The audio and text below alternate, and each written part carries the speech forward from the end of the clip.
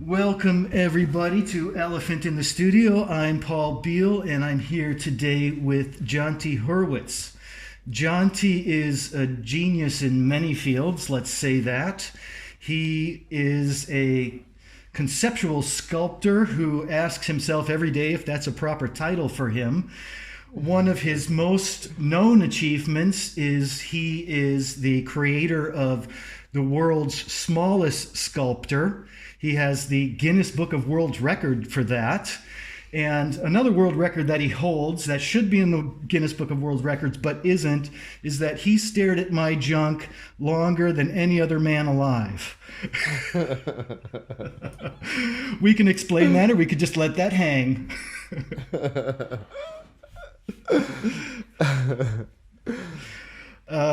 So I was watching your TED Talk not too long ago. It was, when did you do that? A couple months ago? Yeah, about 2 months ago. Okay, and I thought it was really brilliant. Oh, thanks. I really appreciate that. Really appreciate it. And you discuss the world's smallest sculpture, and you tie it into a lot of personal connections in your art, and I thought it was really touching and moving. Can you tell us a little bit about that experience doing the TED Talk? Oh, well, the TED Talk was absolutely amazing. I mean, I was quite surprised at what a machine it all is. You know, they bring you in for a day of training and rehearsing, and it's quite an experience, Ted. And also, I mean, it was just in the most amazing setting. I mean, the Max Planck Institute is one of the most awe-inspiring scientific environments I've ever come across in my life. I mean, they're very sensitive to art. They're very sensitive to science. It's the most amazing place. This is in Switzerland, is that right? No, in Germany. In Germany. In Germany. Okay. Yeah. I mean, just being there is an inspiration. I mean, they've built an entire building. They're one of the world leaders in particle physics. And actually, for the first time in my life, I actually saw an atom. You know, an actual single atom. Yeah, and I mean, their equipment is amazing. They built an entire building that is on hydraulics. And so, you know, even a truck driving miles away will cause some kind of vibration, and the building correct. The whole building itself corrects for the vibrations. No. It's unbelievable. Wow. But the most beautiful thing is on the outside of a building, the architect of the building has created these. Do you know what moire patterns are? When you put two meshes in front of each other, you get these beautiful. It's all done in the most beautiful artistic way. Wow. Beautiful. Wow. Wow, Yeah. That sounds amazing. All right, so you go in there, and they, you know, there are TED Talk people, I assume, that have organized all this. Yeah. Yeah. And, you know, you just go in and you tape your thing, and, I mean, they give you a tour of the building, obviously, and that's... No, you stay there, and you know, a big part of it is like meeting amazing people, meeting amazing artists and physicists, and you spend time together, you spend a couple of days together. There's a whole kind of relationship part to it all as well. It's the most magical experience, and in a way it was really important for me, because I suppose my whole angle, as I said in the TED Talk, is this idea that people see art and science as completely different things. Yeah. And really all of the art we do is connected to science in some way or another. I can go into that, but yeah, sure. I mean, you know, look at Leonardo and everybody in the Renaissance. I mean, that was all. Leonardo was way more interested in science than he was in this idea of art. You know? Yeah, exactly. And actually, if you look at the historical development of art, down to the available colors, for example. I mean, blue, for example, was a very hard to come by color. And I think it was the Aztecs, I don't know how long ago, 1,000 years ago, 2,000 years ago, that were one of the first people to be able to use blue. And it's because they found some stone and crushed the stone and mixed it with oil and Right. turned it into a paint, which in a way was a form of material science. And they were the earliest people to be using blues in their paintings, so Wow. the two are interconnected. I had watched or listened to I don't know if you call it a podcast or whatever, and it was about color and how we learn to perceive it.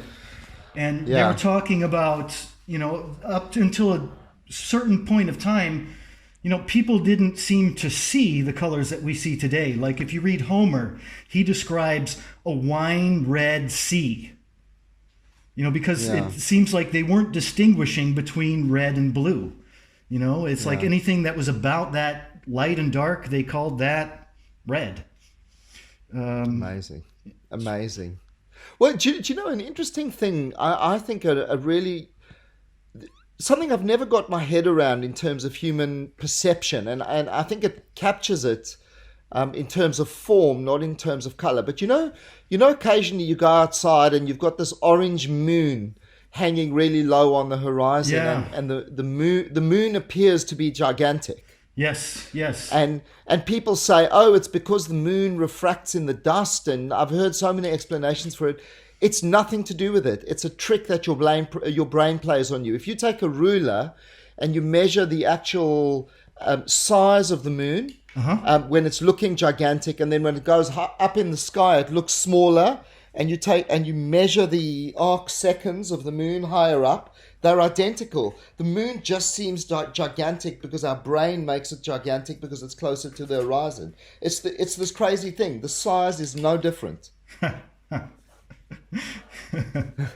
Yeah. There's that. So there was a whole film. What was that film called? Where they're talking about how big the moon is that night. What film was that? I think Cher was in it, maybe, and maybe like B. Arthur or something like that. I have to tell you, I'm kind of painting you like a crazy mad scientist right now, Jonty. Oh, really? Oh, that's funny. That's really amazing. Well, I haven't had anybody so animated on. So, when that happens, I've left behind that whole, portrait artist thing where it's like you got to stand still. It's like, hey, however you are, I'm going for it. I'm just diving in and moving. Yeah, you could get some camera blur in there. I mean, you could blur it.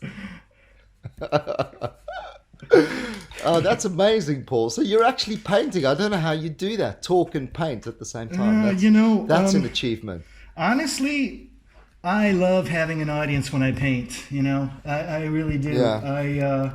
I really get off on that. That's my bag, man. It's amazing, Paul. Your productivity, your output is amazing. Oh, these last couple of months it's been huge. I mean, really, just huge. Yeah. It's absolutely amazing. And so, how's life treating you? Is life treating you well? Right now, I mean, I hate to say this when so many people are, really suffering and having a lot of problems right now. But I mean, since COVID hit, like life has been smiling on me, really. It's everything is just kind of taken off, really. I've been busy, and I've got work coming in left and right. And the other thing is, before all this, when the virus came down, like the second day that Italy went into lockdown, I had about like 45 euros, and I didn't have any commissions. I had no way, I had a few like side jobs I was doing, and I thought, oh man, I'm really screwed. And then like 2 days later, everything just like completely changed. And it was kind of like because I was hiding out in my studio, and like really afraid. It's like I'm unemployed, I don't have anything going on, and it was kind of like the entire world switched places with me. It's like suddenly they were living the life I'd been living, and I had just kind of took off, which is strange, very strange. That's just so cool. That's so cool to hear. Actually, it's been an amazing time. I agree with you. It's been kind of deep and, family time and introspection time. There's something really deep about it. I do wonder how I do wonder how society is going to be changed by it all. Yeah. Whether there's going to be a fundamental change, or, everybody the politicians keep talking about us going back to normal. And yet every I don't want to go normal back to normal human being, nobody wants to go back to normal. Nobody wants it. Yeah. Yeah. That normal was a source of anxiety and a source of debt, and kind of quite isolated in a different kind of way, Yeah, yeah. So, I mean, what do you think is going to happen? I mean, because I think they were saying, the same kind of things, everything's going to change with the Spanish flu. And, it seemed like it didn't take very long until everything went back pretty much to fairly close to how it was. Yeah, but there was one extra layer that we didn't have, which I think we have now. I mean, well, I've got two analogies on this, really, or two thoughts. The first thought is the environment, right? So we've already all known that the path we've been on is wrong and Sure. leading us to disaster. Yeah. And I don't know if you've seen the latest reports on how the environment, the air quality has improved, and the reduction in carbon in the atmosphere, and our ability possibly to meet our emissions targets and whatever. And so that problem didn't exist around the time of the Spanish flu, and so Yes. we know we have to make a change. Yeah. And the question is whether we can grab this opportunity or not, to actually make that change. So that's the one thing. There's an inevitability about us having to change, whether it's now or in 30 years' time. Sure. At the peril of our children, and so there's that. And then the other thing is, I think viruses do have the history of fundamentally changing human behavior. I mean, we're the same age. You remember when we were in our teenage years and AIDS hit the scene. Yeah. I mean, it fundamentally changed sexual behaviors. Yeah, And of course. we've never managed to really conquer AIDS, and we're all working on the assumption that we're just going to be able to conquer COVID, but we've never really conquered AIDS, and forevermore sexual behavior has been affected. Yeah, that's totally true. That's totally true. So I think maybe there will be a new normal. Maybe there will be a new normal. I'm hoping. Yeah, I'm hoping and hopefully that new normal will be better. That's the issue. I remember a friend in grad school when there was a new director at the school, and I said, well, he seems to have a lot of ideas for changing things. And he said, well, yeah, it's easy to change things, but, changing things for the better, that's hard. But, I am optimistic. I certainly am. I think it's time. We all know it. I'm going to do an art piece with an actual COVID organism. Oh, man, dangerous thoughts, it seems. Yeah. I've been working on it. I've been working on the idea. I just haven't found anyone willing to do it yet. Yeah, that seems like a really unpopular idea right now. Everybody kind of goes, wow, that's a really cool idea. But, finding somebody who's actually willing to make a piece of art with a live COVID cell is not so, or organism is not so easy, No. Mortal danger. No. You gotta watch that. Excuse me, do you need somebody to get infected with it, or what's the actual? No. I mean, I just want somebody to photograph it for me with one of my. I want to make a nano sculpture. Okay, yeah. And then have the nano sculpture interacting with the COVID organism or whatever they're called. I don't even know what a COVID thing is called. Is it an organism? It's a virus. It's not an organism because it's not alive. It doesn't meet all the criteria for what we call life. I find that really difficult. I know. I find that really difficult. What, that we don't classify it as being alive, or? Well, it's still part of evolutionary biology, right? It's sure, evolving. Yeah, no doubt. And it's an evolving thing. that's responding to its environment, that seems to have a desire to survive, and I would imagine that's the driving factor. I can't see how this thing, I really struggle with that idea. Yeah, well, it's all a question of, how you are wanting to, define life. And, how we've done it is there's a few certain basic criterion that it has to meet. And I believe what is the one that it doesn't fulfill? It doesn't grow. Viruses don't grow, actually. I think, and that's what hangs us up in terms of calling it alive. But, Well, do you know, it's a little bit like that concept. I mean, I know I'm pushing against a closed door here because of the definitions there, but like I've always wondered whether an ant colony, for example, an ant colony is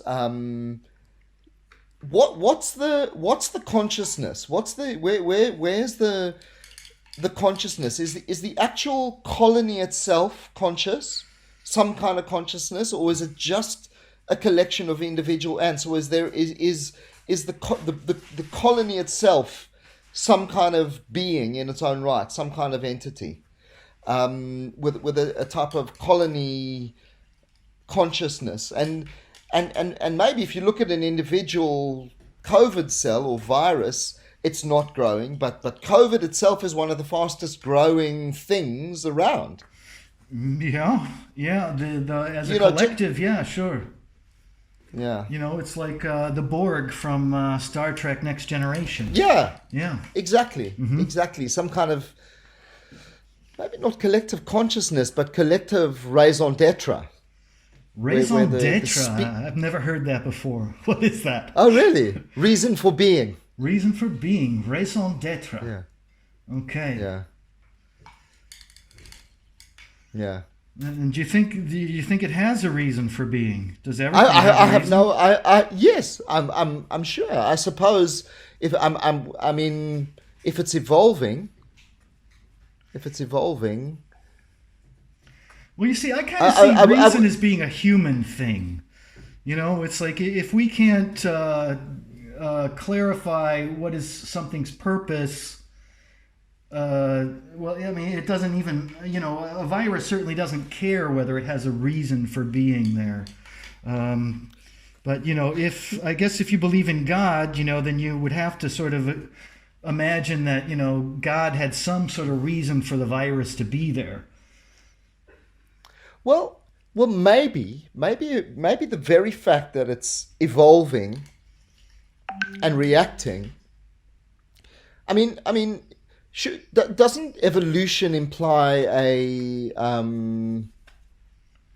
desire to continue, some kind of very deeply coded need to continue to exist? Isn't that what evolution? Well, maybe yes, maybe not. Because it could also be a mechanism that, even though coded, allows things to continue to exist, but that doesn't necessarily give them a meaning or a reason per se for why they're doing that. It just means that they happen to survive better that way. That's always how I've kind of looked at evolution. I'm really a pretty strict Darwinist as far as evolution goes. But does that differ from a? I don't know. I've got some. I live near a pond, and there's some geese that come every year, and they have babies, goslings. And it just fascinates me every year how every generation know how to raise their children, do everything to protect their children, but they don't. It's not conscious. It's unconscious. It just is. It just is. Yeah, sure. So So I don't know. I it's a difficult one, man. I still wasn't want to planning on photograph getting them. into, the deepest qualities of existence, but all right, let's keep going. I like it. I haven't had a conversation this good in a while. It's like everything is like, are you pro-Trump or anti-Trump? Well, oh goodness, yeah, that old conversation. That old conversation, I know.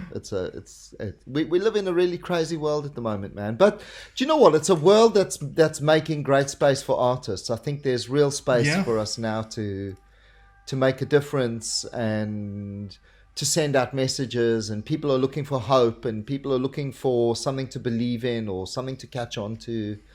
And that's what we're here for. It's really interesting because there's been talk about the art world. The relationship between the art world and the internet for a long time, and the traditional art world's really been in a way fighting the internet and doing everything to stay away from it, and it's all been about the the argument has been it's ultimately all about the existence of this thing in the physical world. And suddenly now with COVID, there's been a whole new relationship, I think, that's being built with artistic messages. It's really wonderful, and we're all only engaging with it in the virtual world, and there's something really powerful about it. Something so exciting about that idea. I agree. But it takes away a lot. I mean, it takes away, the idea of uniqueness has to go away. Not necessarily.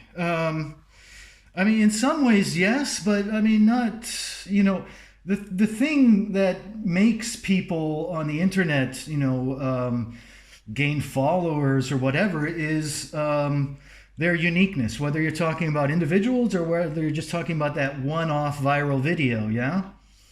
So I don't think it's necessarily, I mean, maybe it's taking away from that idea of that single signed object. That's certainly that's actually possible. what I was referring to. Yeah. I mean, it's interesting because I mean I think the art world is desperately trying to find a way to generate that kind of object uniqueness in the digital world, and actually that's why there's so much madness at the moment. And I've had so many meetings about it with different people trying to pursue this. The idea of signing an object using blockchain, generating, generating digital uniqueness, and so a digital piece that you create is signed with some kind of blockchain identity, and unless you have that blockchain identity, that piece doesn't belong to you. Okay, I have to admit, I don't really understand much the concept of blockchain. I certainly have thought about, signing work with DNA. How I would do that, I don't really want to get into right now.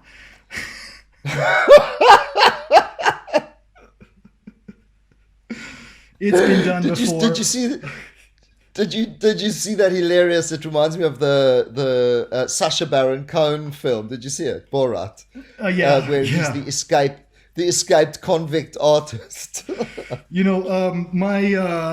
My producer Yvonne here, he's like a huge Borat fan. And while we were supposed to be sitting there editing videos, he'll force me to watch Borat. And,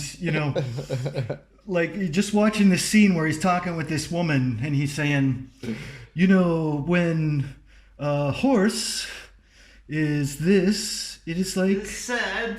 Yeah. It's like if a man is sad. And this woman just stands there for 10 minutes taking it. It's like, lady, come on. Why don't you disentangle yourself from that?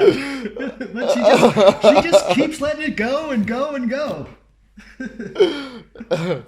Yeah, I'm also a huge Borat fan. Okay, so man, your Borat accent, that Borat accent is outstanding. Well, he's from Croatia, man.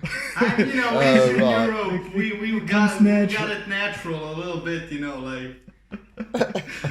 Kazakhstan, our national hobbies are ping pong, archery, and rape.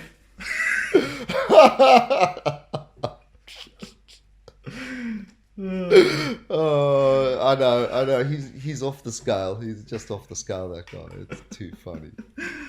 It's just too funny. You know, I'm going to have to slow myself down here, Jonty, because I have to say, it's like I've never had, I mean, we've only done, 5, 6 podcasts now, but I've never had the situation where I'm almost done with the painting before, we've hardly even started a conversation. Or maybe we could just pull out another canvas, do another one. Wow, that's cool. That's nice. So you see, the moving isn't such a bad thing. After all. No. I mean, especially when we've got, this near madman standing in front of me who's just, like throwing ideas out of his mind like crazy. It's like, that's the way the painting has to be. It can't be, okay, now I'm going to paint you just like Vermeer's Girl with the Pearl Earring. No, can't be that. That's one thing. Since I started doing these little paintings, because since the virus hit, I've been doing these online paintings. It takes usually about 45 minutes. And, the thing is, it's like every painting's different. I don't give a damn about style. I'm just, doing whatever that emotion, that feeling comes to me at the moment. And it's been so freeing and such a great experience. Oh, that's so amazing. You know what's really nice, Paul? It's really great to see you pivoting into this new world. I think it's a really important thing, and it's interesting. I speak to so many different artists and people in the high tech world, and spend a lot of time with different people, and I think that your ability to pivot into new environments is so fundamental to your output. It is, as an artist, or as anyone, as a creative. It's kind of people seem to just have a plan and want to stick by it, despite the emergence of like fundamental new information that makes the plan irrelevant. Right. There seems to be this human need to go, but I made a plan, right? The fact that this new information has invalidated the plan is kind of irrelevant. I had a plan and I'm sticking with it, there was there's an acquaintance of mine on Facebook, and he had put this post, artists who feel that, their duty right now is to entertain people, might as well just stay off my friends list. And, I wrote, I'm having a ball entertaining people. I'm like shining with light entertaining people. It's like there's been this whole sort of jail cell that I've put myself as a painter. And it's like, when I was a little kid, it's like I loved doing theater stuff. I love, doing all sorts of stuff. I love to sing. And, now it's like, why should I go by some, 16th century definition of what a painter is supposed to be like? Who cares? I never married painting, and even if I did, I could still divorce it.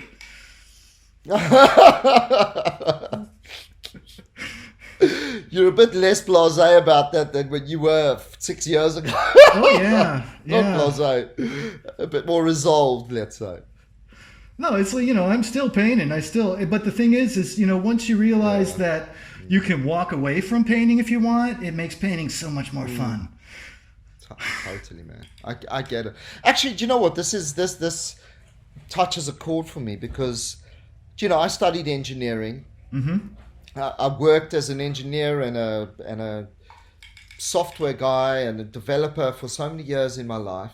And then, I discovered art or my artistic output. Let's say I always had the creative spirit, but the artistic output, I only discovered it at the age of 40. I'd never, that was when I discovered it. And actually the wall that I still face to this day is, that's not art, that's science or whatever it might be, like getting recognition from the art world is kind of like a personal anxiety of mine, because the starting point is, well, where did you do your art foundation course? Oh, you did. Well, hang on, you studied engineering. Oh, hang on, then that what you're making can't be art.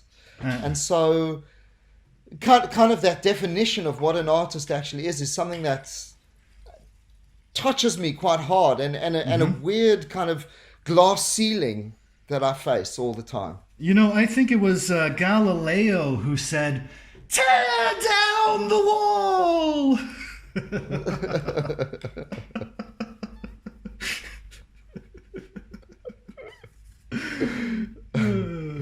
Oh, it's funny, but yeah, man. So it's good to see you. It's good to see you breaking the boundaries. It's an inspiration, a proper inspiration. All right, so for the first time ever on one of my podcasts, I am revealing your portrait. That is, Wow. and so wait, let's see. I think you are number 106 since lockdown had started. And I'm just going Wow. to go straight on to another one. That's crazy, man. And That's unbelievable. That is unbelievable.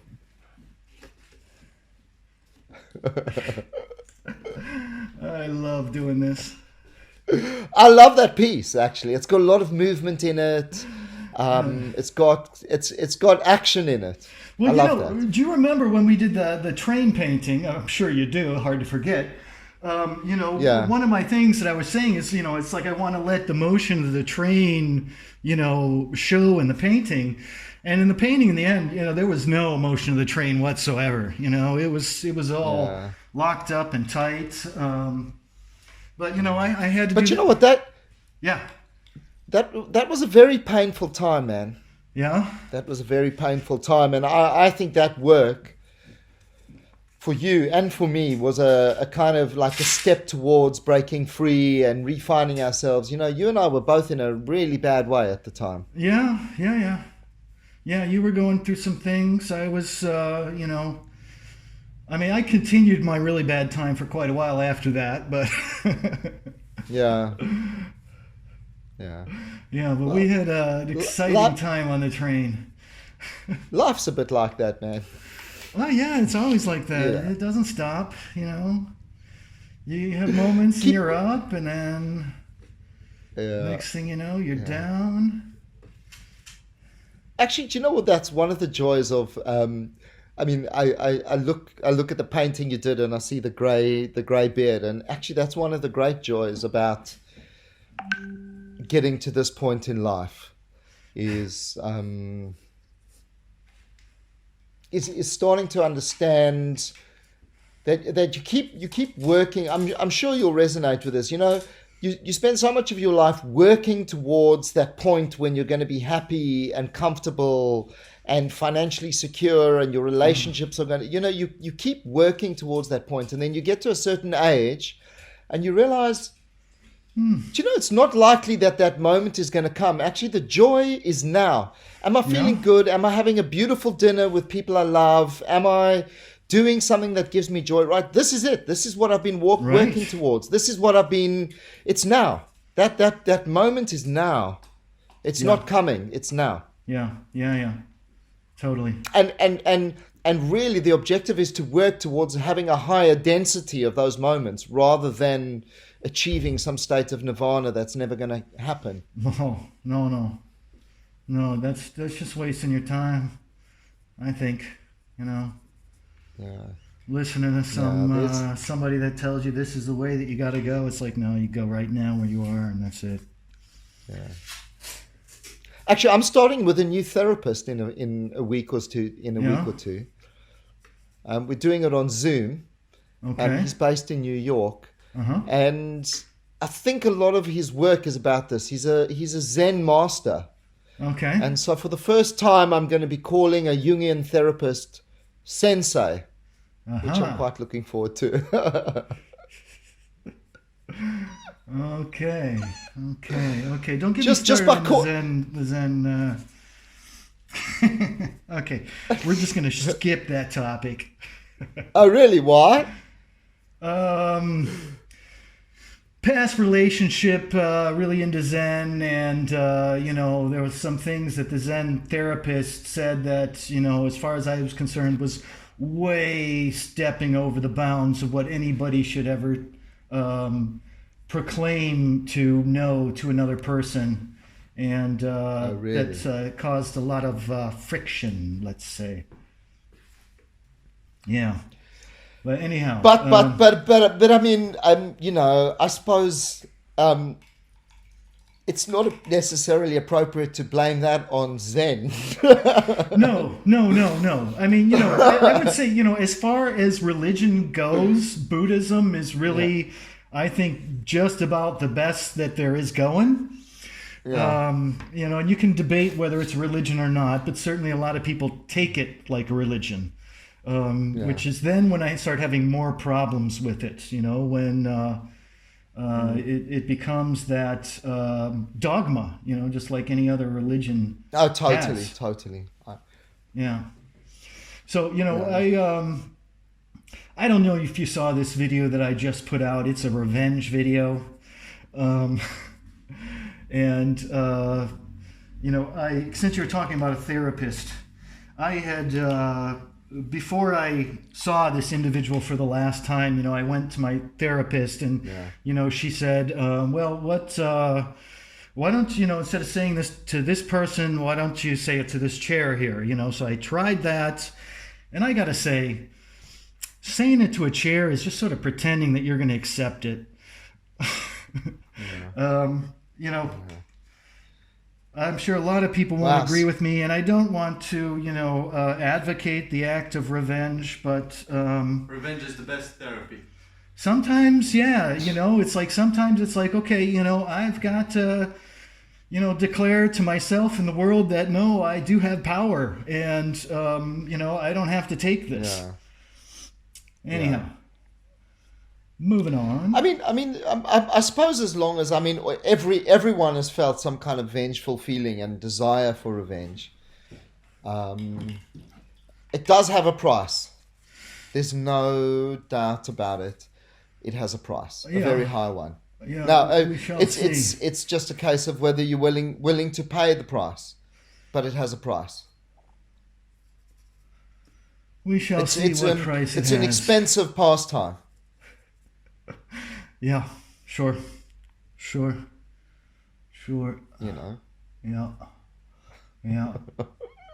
There we go. Hey. Well, too late for me to meditate on that now. Sorry, what? You're going to have to start paying now. Perhaps. But, who knows? Maybe, I've already been paying. And, I've got credit built up, and I just kind of cash that credit in. Okay, cool. Well, do you know what? Let's. I'd love to hear where it takes you. We'll see. Yeah, we'll see. Who knows? I get a bit nervous to think about revenge. Well, me too. I've kind of decided this is really like my only act of revenge. And I've really decided. Okay, this is the one time. And that's it, because I don't really believe in revenge for the most part, except for in this one situation where, I decided, okay, I'm going to get mine. And I know that's kind of mean. So you're revenge curious. Yes, I was revenge curious. And this individual just happened to be asking for it. Yeah. So I gotta get a little bit more white here. Well, you didn't have to say individual. You might as well go full blown with it. What? Well, if anybody wants to know about the individual and the revenge, all they have to do is at Paul Beal Art on Instagram, and they'll find it very quickly. Or Elephant in the Studio, they'll find it there.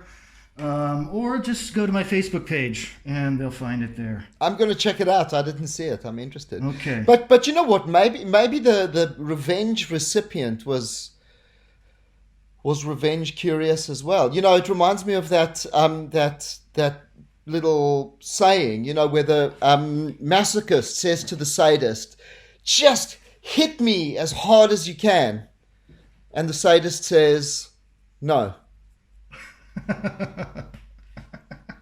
Wow. Oh yeah, that's the worst I can do is say no.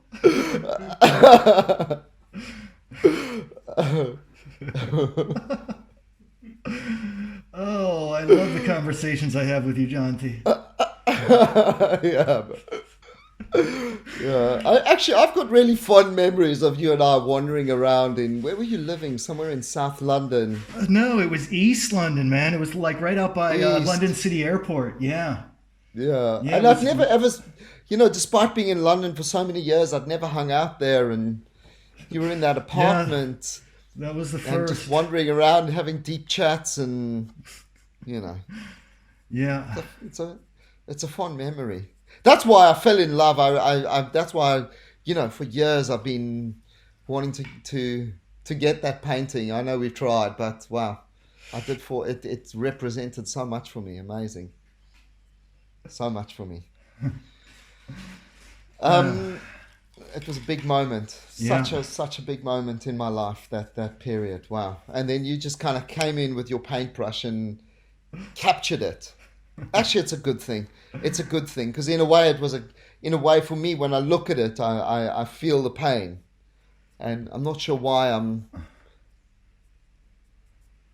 why I keep coming back to it. You posted it on Facebook, and I keep coming back to it and looking at it. Amazing. So now wait, you're talking about the train painting. Yeah. Yeah. We almost got a guy fired, or the guy almost got himself fired, as depending on how you want to look at it. Remember the train conductor that kicked us off? Yeah. Yeah, that was shabby. That was shabby. It was quite a thing, man. It was quite a thing. So wow, so this is a big project, huh? How long does the editing last after this? Too long. Yeah, too long, says Jovan. Too long. I keep saying it should last like a day or two, and it ends up taking a couple of weeks. But that's just Really? a difference of aesthetics. Yeah. Look, doing an edit of the scale is not easy. It's not easy at all. No, it's not. But what I've tried What is to, it? my concept is like I just want to have like everything in one camera, so it's like I've got your video screen here, I got the painting here, and I've got a mirror that you can see my face in. And for me, that's like that's all I need. But He's all the way simple and I'm all the way complex. So. Exactly. I just say, simplify it, get it out there. And, from my video that I shot when I was doing the beach painting, my motto was, real men don't need HD.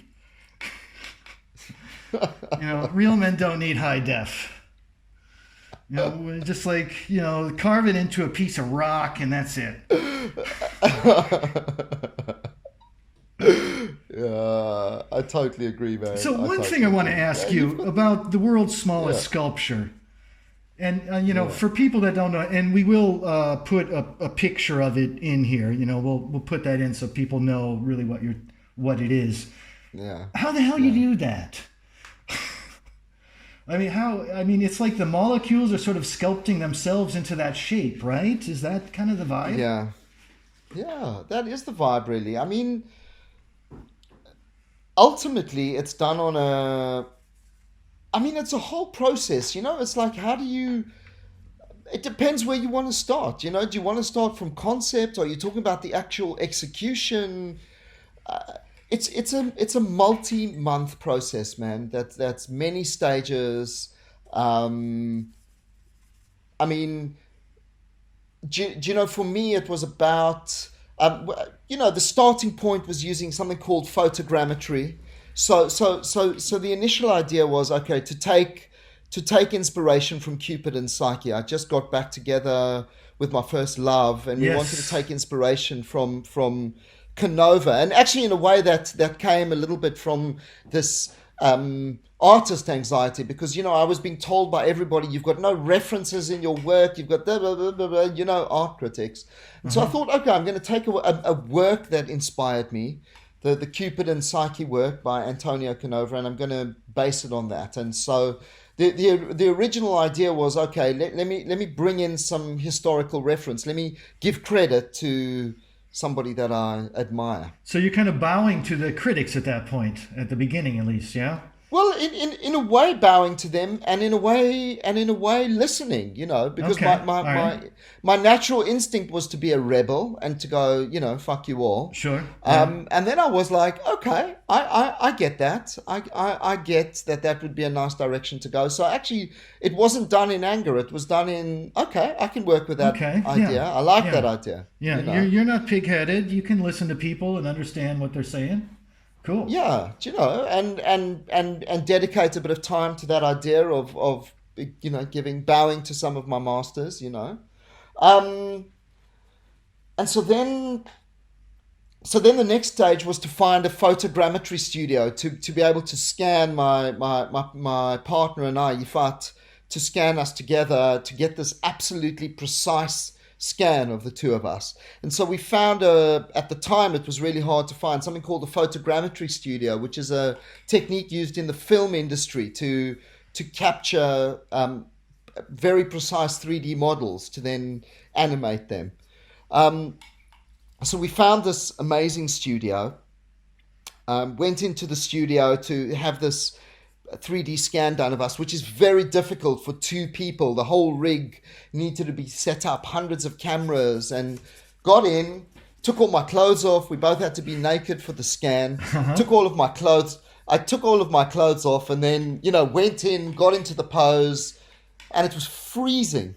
And the cameras weren't going off. And after about 5, 10, 15 minutes even, it felt like much longer, it was freezing. The guy comes out and he's like, look, man, I've got something that I have to tell you. You are just way too hairy. I can't scan you. So you had to shave yourself? Is that it? It doesn't, I am properly hairy, man. I am properly hairy. I did discover in my DNA test that I've got a disproportionately high amount of Neanderthal in me. And it shows on my chest. So I had to come out of the scene. We rushed off to go and buy an electric razor, and I had to shave my entire body from head to toe. So how many people were waiting on you to do this? I mean, was it like a sort of whole crew or just one guy? It was him and another guy in the crew. Okay. It was him and another guy in the crew. So there were four of us. So shaved, and it's quite weird, like body hair is a weird kind of like it's like wearing clothes. I mean, I felt naked for the first time in my life. Oh yeah. Well, and anyway, so did this 3D did the 3D scan, and then eventually got this very, very high accuracy 3D model of myself. And then I sculpted in a tool called ZBrush, which is an amazing tool. It's a concept called digital clay. So I did all the sculpting, and then eventually worked with a bunch of scientists at Karlsruhe University, and they've got this Karlsruhe, exactly. Yeah, I know it. And with another amazing team called Nanoscribe, who build this machine that can fabricate at a very, very small scale. Right. And then it must have been a month and a half, after that whole process, a month and a half trying to fabricate this 3D sculpture in this machine. And it's a very complex thing to do because, you're still dealing with the physical environment at that scale, and the wings were melting. And then we had to invent a kind of scaffolding system. In some of the images, you can actually see the scaffolding system that we had to build to hold up my leg and hold up my wings and also I can send you an image with some of the scaffolds. That's crazy. Yeah, and I mean, they're the smallest scaffolds. I mean, that's another world record, the smallest scaffolding ever built. And then the next process was shooting these in an electron. Oh, man, it was a journey. It was a 6-month journey. Yeah, it kept going on and on and on. That's amazing. Yeah. That's crazy. Really, just a work of passion. It really was amazing, actually. It really was amazing. And actually it transformed my life as an artist. That was the amazing. Yeah, that thing went outcome. viral on you, didn't it? Mm. In a big Yeah, way. It really did. It was a strange feeling. But you know, I mean, you know, there's still, like all of my art, you know, you know, I look at the beauty of what you do and the purity of what you do, and it touches me in a lot of ways, because, you know, all of my work involves teams of people. You know, it's I can't really take credit for, you know, I can take credit as the director or the executive producer, and Okay, yeah. I had roles, but I mean, there were some incredible people involved in the whole project, you know, that put in huge amounts of time and lifetimes of experience, and, you know, it involved a lot of people, as all of my artworks do, you know. Sure. Yeah, the anamorphic pieces they're really cool. They really you don't expect that something is going to be there, and you see them, it's like, holy cow, there's, you know, this amazing sculpture being reflected in this thing, even though it looks like this big abstract blob in the front almost. Totally. Yeah. Actually, I'm just coming out with a new series using a new technique, a cone. And it's a mirror cone, and I tell you, it's so time consuming, man. It's so exhausting and time consuming, and big project. Well, I'm sure that you're going to make something really cool out of it, and we know that that's kind of why we do it, right? If as one professor of mine used to say, you know, if it was easy, everybody would do it.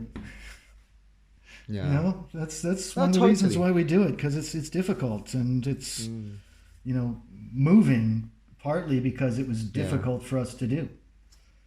Yeah, totally.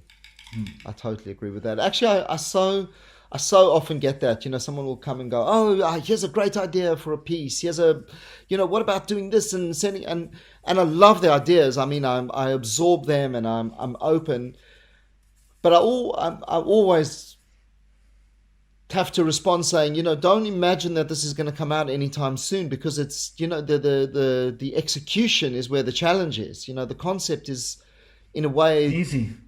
Something that can come in an instant, you know, and then you can spend another lifetime on execution. Yeah. There's a great story like that. Have you heard that Picasso story? I'm not sure which one. Let's hear it. Somebody walked past Picasso. He was in his twilight years, and he was sitting at a cafe somewhere in France. Somebody walked past him and saw he was doing a doodle on a napkin. And they were like, wow, are you Pablo Picasso? Yeah, I'm Pablo Picasso. Wow, that's amazing. And they said, oh, can I have that sketch? And he said, yeah. And then they said, oh, will you just sign it? So he signed it, and he said, well, now that's going to be, goodness, you know, a huge amount of money. And the person went, but that took you 1 second. And he said, no, it didn't take me 1 second. It took me my whole life. You know, I heard that one, but it was like a Zen watercolor master. It's a very similar kind of story. You know, this guy's waiting for this commission, and finally he shows up at the guy's house, and he does it, and he says, that just took you 1 second. He's like, no, I've been thinking about it for the past 6 months. Yeah. The same thing, you know. It's like you don't just do it right away. It's like you take a while to get there, and you know It's like the capitalist one. There's a capitalist version as well. It takes a lifetime to become an overnight success. Yeah, true. Well, I mean, unless, you know, you become an overnight success, like, you know, right when you were born. Like maybe Jesus did that. It seems, you know, 'cause the wise men came right away. They knew, you know, it's like, oh yeah, this guy's special. Yeah. Oh, totally. He was an overnight success. But then he had he had the right father to start out with. Yeah, that does make a difference, having the right father. Mm. You know, a bit of nepotism gets you a long way. Oh, we're both going to hell, Jonty. It's gonna be fun, man. All right, so painting number 2 is just about done here, so I think we can probably wrap it up. It seems like we've already gone through quite a journey on our conversation here. How you feeling? You got any more left in you? Yeah, I'm feeling really good, man. Yeah? I'm chilled. So should I start I'm a chilled. third painting then? Up to you, man. Up to you. Can I vote? Oh yes, the editor's gonna vote. Yeah, now. no, I know, the editor. Fair enough, man. You've got a lot of material. Yeah. All right. I vote. Go on, man. I don't mind. Oh, really? Okay. Editor votes Okay. go on. All right. By the way, Jonty, if you don't mind, after you guys are done with all this, I'd like to have personal 5 minutes, if you wouldn't mind, that I steal them from you. Well, I mean, do you want to just Okay, ask no whatever worries, it is man. that you want to ask right now? Go while far, I, far change away, over? dude. Well, Maybe I'll have a glass of wine? so melted into your conversation that I'm not even managing to define your questions. My questions, oh my god. But, like... Okay, so get your questions together, and when you want, you can. I don't want to kick miss in. an opportunity to hear all this shit live. These poor bastards are gonna be hearing this on some YouTube, and I'm right here inside the room, Yes, I've got a little bit of buzzing in my headphones. I mean, you got a genius right here, dude. So right now, I'm adding like beams of light coming off your top of the top of your head. It's just kind of ideas, they're just like popcorn coming out there. Actually, the teeth I gotta work Nice. on. Teeth I gotta work on. Yeah, definitely. Oh, actually, I can see there's a light behind my head, isn't there? Yeah. You can see it. Where can you see it? Reflected in my glasses? No, I can see it on because I can see myself on the camera as well. Ah, okay, yeah, but I mean that wasn't really coming from the real light. This is just kind of sort of Moses. Yeah, no, but I can sort of see something behind. I can see activity happening behind you, but I can't quite. Okay. I can't quite resolve it. Okay. I can't quite resolve it. So fire away with your questions, man. Go on, hit us. Well, still haven't defined them though, but I'm realizing for the first time in my life... Don't define them. Just fire away. Let's have a chat. Well, here's the deal. Technology has been my huge passion since I was like, 6, 7. I've always been impressed, like, how does shit work? And not only that I'm in this, okay, we're not in the same room, but almost we are. Like, Yeah. you're an engineer, you're obviously a smart person, and I realize that most of those questions that on a daily basis I'm struggling just to forget about them, not to preoccupy myself with stuff that I'm not gonna get answers to. Yeah. What was that? Excuse me? Sorry, Paul was here making some signs. I was just making signs Yeah, to yeah. myself that what I just did was like, yeah, that's what I wanted. It's like Yeah. He Now was he's not like- self-congratulating. now he's not like this drooling maniac, but he's got this eureka moment going on in his face, which was what I really wanted. So, and now I come to a situation where I've got a man who can answer more questions than I can ask, more or less in front of me. Wow. You understand? I'm honored, man. Man, I'm honored. I'm honored. Honestly, like, I didn't even go to school properly. I mean, I've always been kind of do-it-yourself kind of guy, but never respected the scholar system enough to really get into it. And as we all know, as much as school is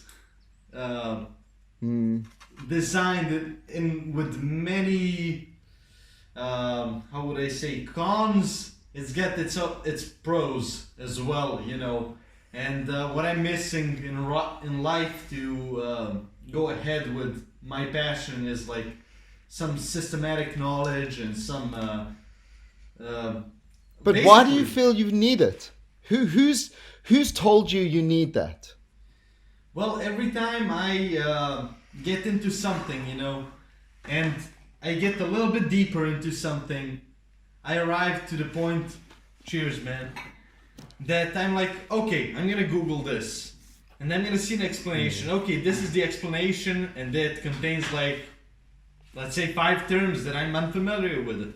Okay, let me go search those 5 terms, and each one of them opens new 5 terms, and I just find myself, you know, covered with that dirt of knowledge that I'm supposed to accumulate in order to understand what really I'm interested in.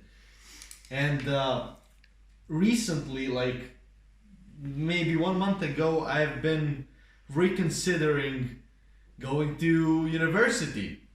Like, okay, Yeah. I'm 23, I'm not like at the exactly right age, but it wouldn't be a bad idea. So what you're asking That's a great in the age. end is like, is school cool? Is that what you're asking? That's the question, man. Is school cool? I'm not sure that's the question. It's not. I It's think, not. I think the question is, what question should I be asking? Oh my god, the guy's got me, man. Wow. But yeah, man. Do you know what? I mean, I'm just listening to all of that now. But I mean, I can already see you're creative and you're producing and you're energetic. I mean, I'd always say go to school. I mean, it'll blow your mind and it's wonderful and it's exciting and it's game changing. So, like, as a fatherly piece of advice, I would say, man, if you can make it happen, definitely do it. Definitely go. But it's not gonna. That's not then. You know, you're not gonna come out on the other end with everything being perfect. You're gonna come out on the other end still being a person who explores, still being a person who gets like lost in details and knowledge. It's not gonna solve any of the things that you've said are a challenge for you. It'll give you more tools, but I mean, what you're experiencing and the frustration you're experiencing with yourself comes from within yourself. It's not something that university is gonna fix. Yeah, that's true. That But- might but- be but the- very true. And But the fucking flip make side peace is you with do- your goddamn father inside yourself, man. Yeah, but with that said, the tools you come away with from university, and the skills and the discipline and the it's one of the greatest experiences. And I think 24, it doesn't matter when, is a much better age to go. Do you know, when I look back on my university years, and for the first year or two, I was focused on my social life and I was young. And actually, I really regret not being a little bit older in a way. Not regret, but I think it's great to be a little bit older. It's a great time to do it. Go for it. Yeah, it's a good excuse to be busy for being social.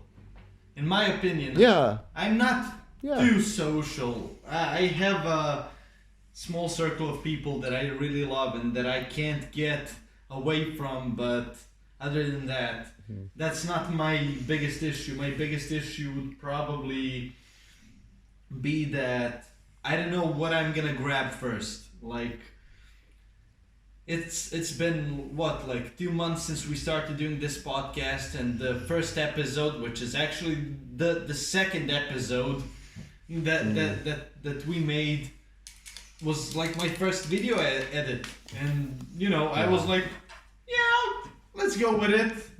I'll figure it out, and like I'm really into programming. I'm really into engineering. That's one of my biggest life goals is to become an engineer. Honestly, I appreciate engineers, apart from artists, obviously, more than anyone else in the world. Like lawyers, honestly, fake job based on conflict and on how would I say it?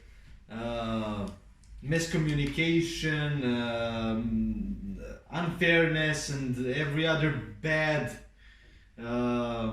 characteristic of people.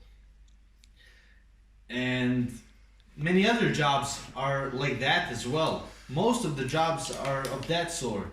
Engineers are the ones who push the world forward, what are you looking at? Who do some real change for us, who are gonna make our life more comfortable, better. Totally, man.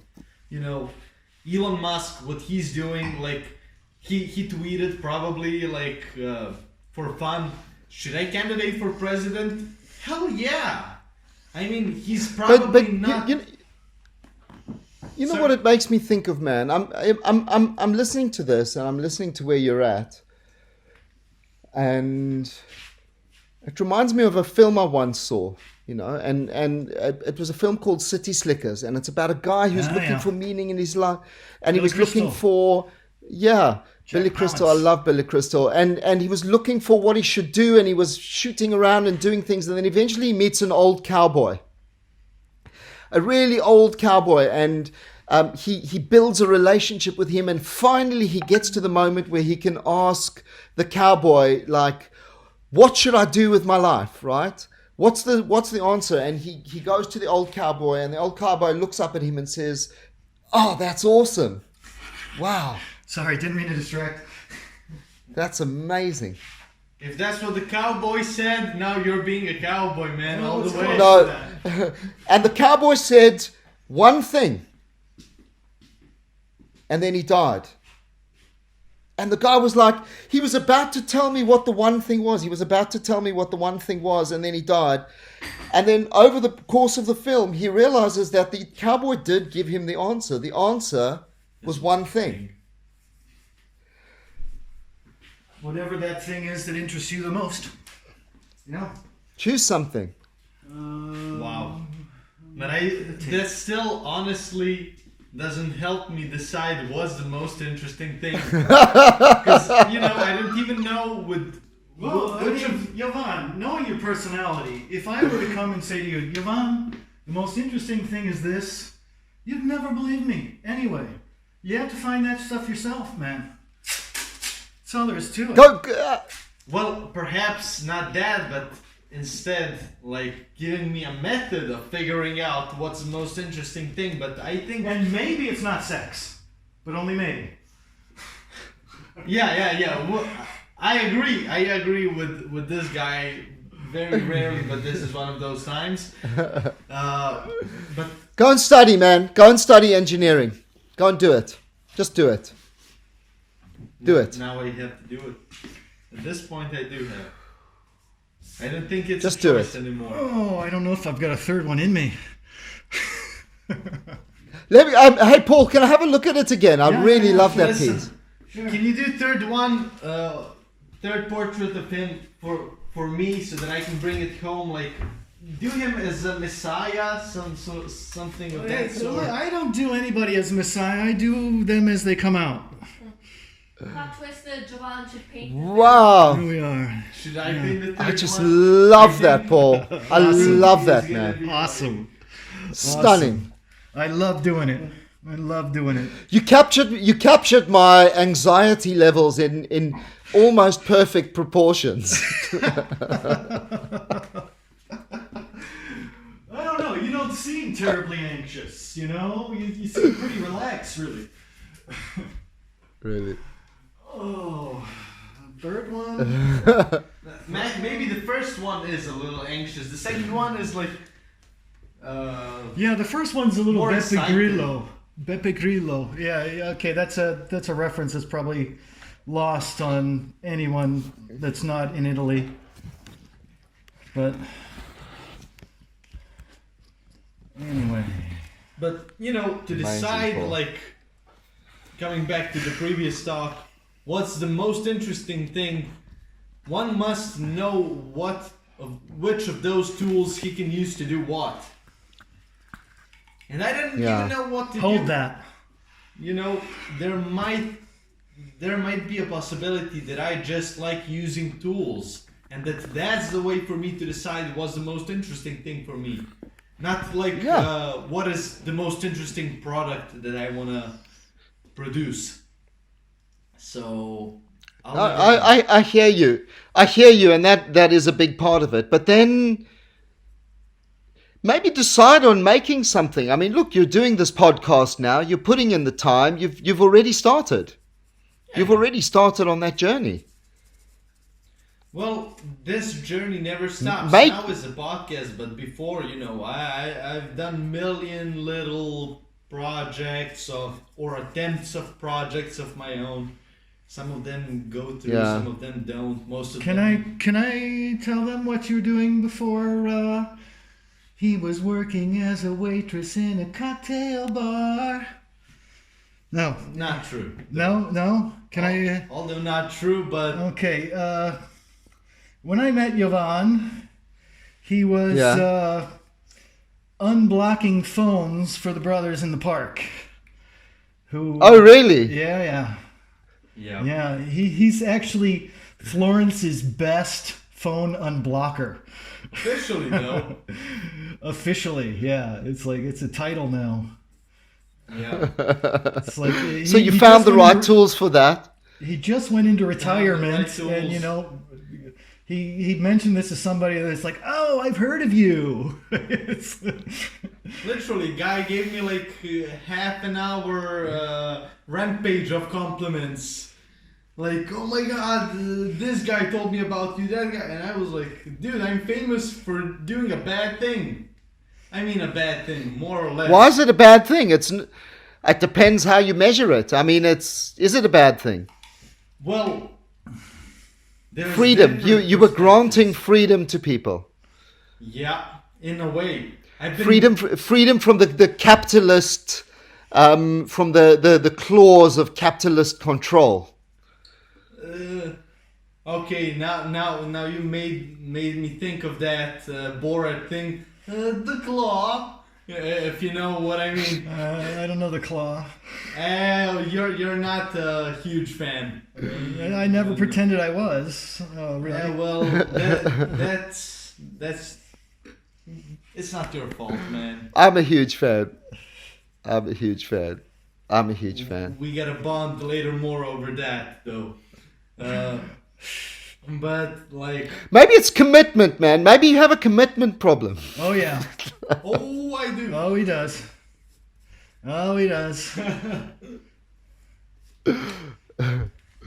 You know, I feel in guilt. maybe it's guys. commitment.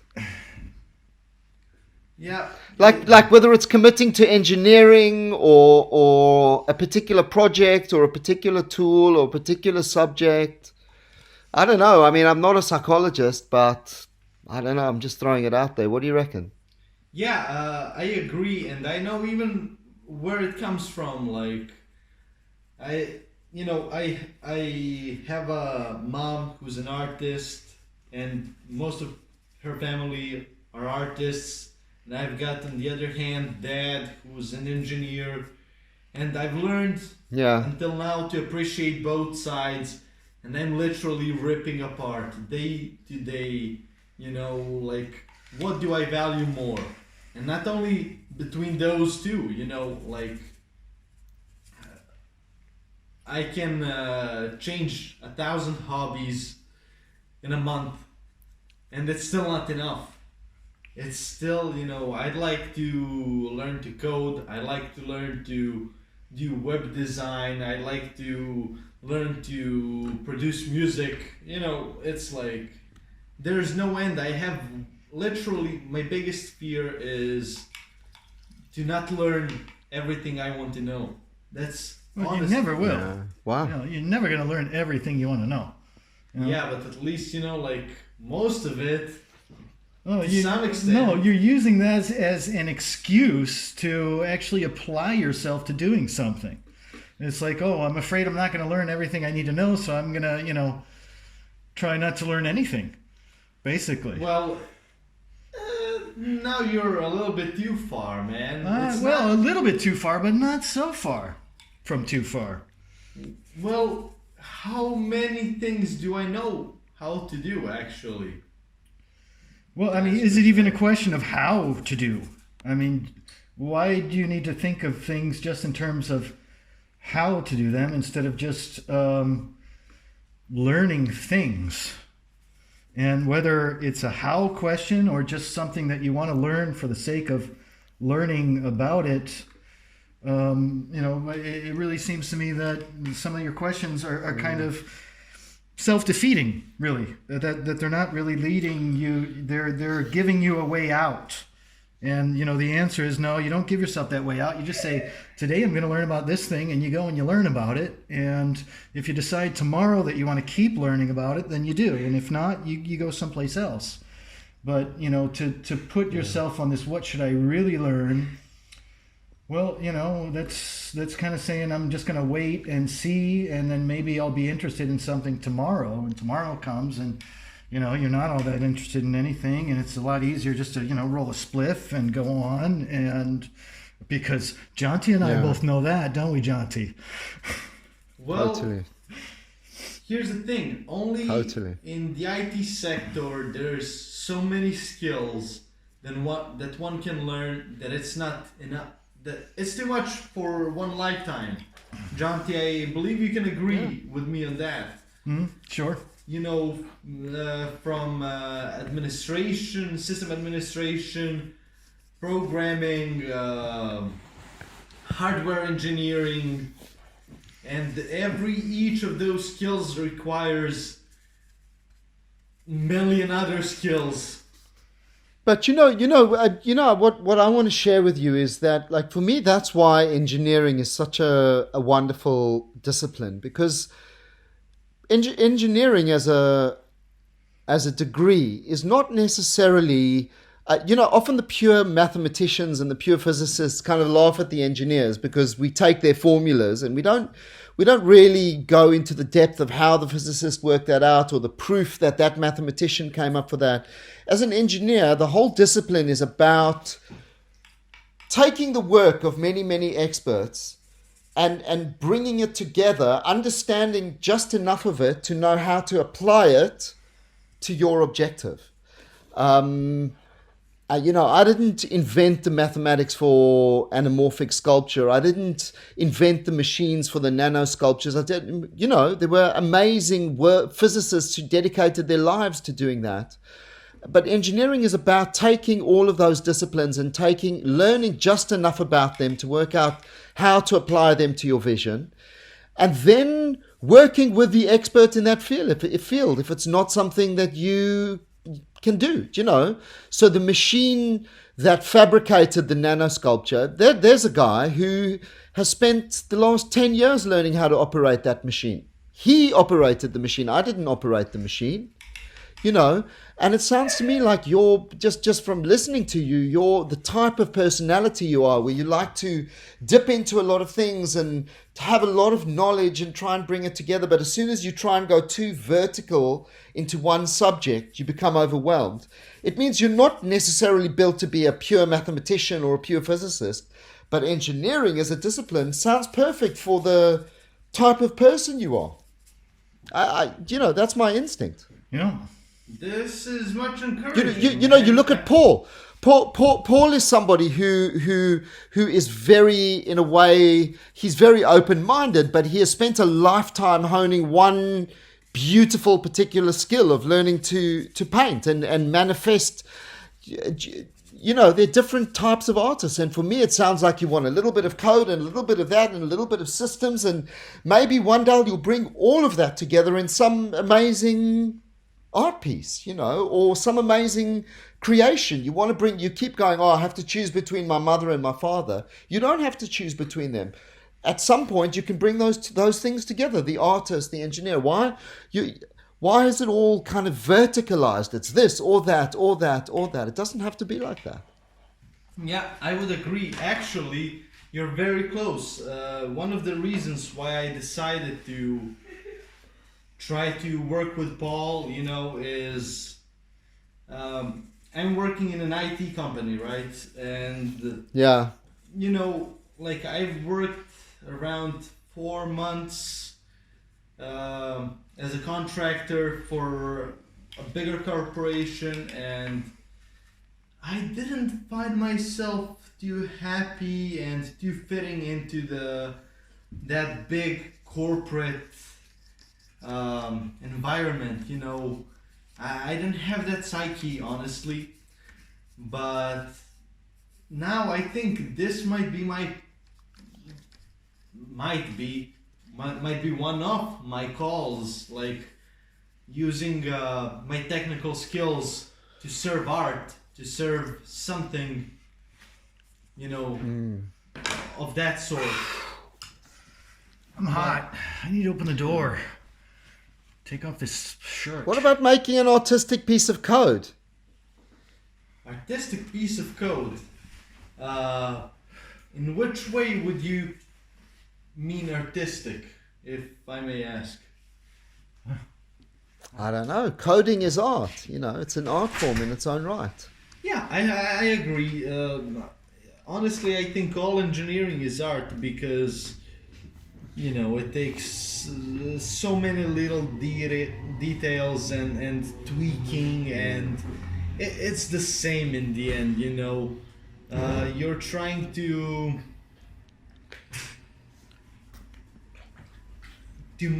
make something that's serving somebody's purpose. When you look at it from behind, like from a point of view of an ignorant person, let's say, it's all ridiculous. Like how they make a sensor that opens a goddamn supermarket door, you know?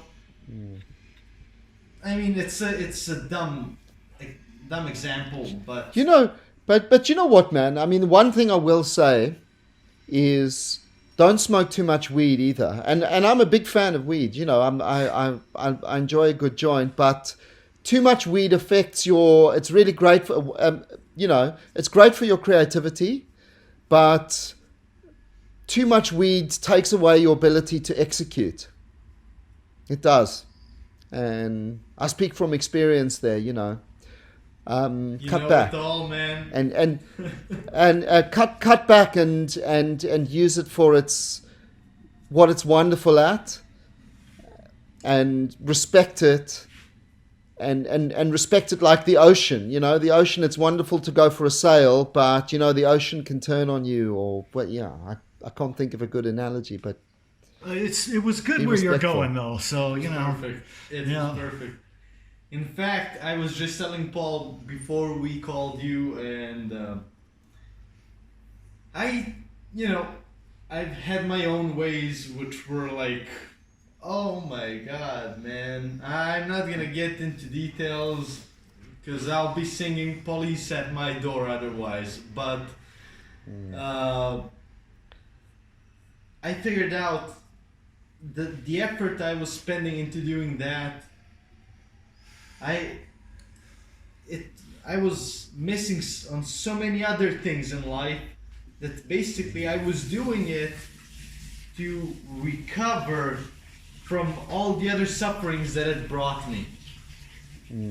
You know, I'm probably gonna go to the seaside with a neighbor of mine in a couple of months. I'm gonna do it, but I decided I ain't gonna abuse it no more, because I really was doing it. Actually, that's the real truth. And even I'm gonna do one or two a day, but you know. All right, I think we've come to a good point now. Yeah, I'm exhausted. come I to a don't really know good about point. you. Yeah. All right, so I'll show you the last one. This is like Jonty getting exhausted. I mean, when I first started, you were sitting there smiling in a sort of almost Buddha-like kind of position, but it kind of devolved into, you know, it's like, okay, this is getting long. I knocked him out, man. So cool, Paul. Just stunning. What a talent. What a gift. Thank you, Jonty. Thank you. Give me that for a second, please. Do you want to put any kind of a shout out for where people can find you, Instagram or something else? My Instagram account is good, and you know, obviously, Paul, I'm happy to share it as well on Facebook and Instagram as well. Okay. So, I'll give you all the social media as well. All right. So we can. But yeah, my Instagram is good. I think you've got my Your Instagram account, right? is Jonty Hurwitz Art Studio. Jonty Hurwitz Art Studio. Okay. Yeah. All right. That's where the most is. That's where the most stuff is happening, Yeah. and then I'll post it as well. Okay. All right. Just so keep me updated, man. let's wrap this up. Thank you very much, Jonty, for coming and talking with us today. It's been a huge pleasure. Thank you. Take Been care, a joy. man. It's really been fun, man. Yeah. Take care. Dude, huge Good luck. pleasure. Well done.